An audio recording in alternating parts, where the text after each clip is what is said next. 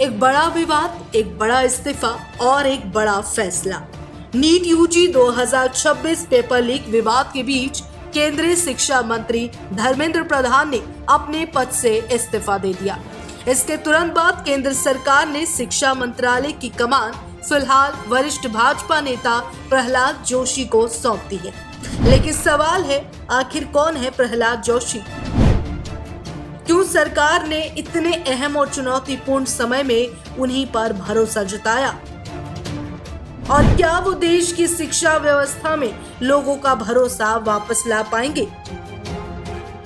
आइए जानते हैं उनकी पूरी राजनीतिक यात्रा और नई जिम्मेदारी की कहानी। प्रहलाद जोशी भारतीय जनता पार्टी के वरिष्ठ नेताओं में गिने जाते हैं। वो कर्नाटक के धारवाड़ लोकसभा क्षेत्र से लगातार कई बार सांसद चुने जा चुके हैं। संगठन और सरकार दोनों में उनका लंबा अनुभव रहा। 27 नवंबर 1962 को कर्नाटक के विजयपुरा जिले में जन्मे प्रहलाद जोशी ने कला विषय से शिक्षा हासिल की। युवा अवस्था में ही वो राष्ट्रीय स्वयंसेवक संघ यानी आरएसएस से जुड़े और बाद में भाजपा के साथ सक्रिय राजनीति में आए। करीब 3 दशक से ज्यादा के राजनीतिक जीवन में उन्होंने संगठन से लेकर संसद तक कई अहम जिम्मेदारियां निभाई।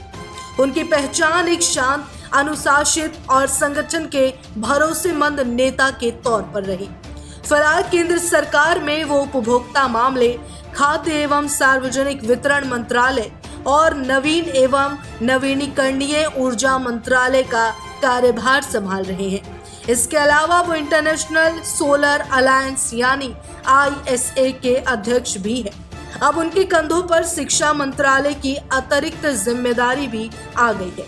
हालांकि ये जिम्मेदारी ऐसे समय मिली जब शिक्षा मंत्रालय कई चुनौतियों से घिरा हुआ है।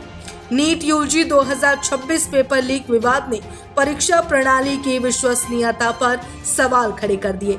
देश के कई हिस्सों में छात्र प्रदर्शन कर रहे हैं और परीक्षा प्रक्रिया में पारदर्शिता की मांग तेज हो गई।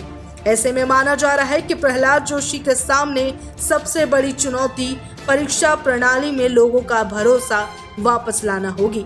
साथ ही सरकार जिन सुधारों की बात कर रही है उन्हें तेजी से लागू करना भी उनकी प्राथमिकता रहेगी। उधर धर्मेंद्र प्रधान ने अपने इस्तीफे की जानकारी सोशल मीडिया के जरिए दी।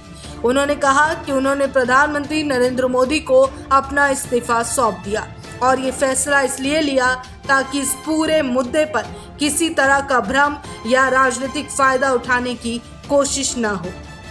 बताते चले कि नीट यूजी 2026 पेपर लीक विवाद के बाद केंद्रीय शिक्षा मंत्री धर्मेंद्र प्रधान ने इस्तीफा दिया।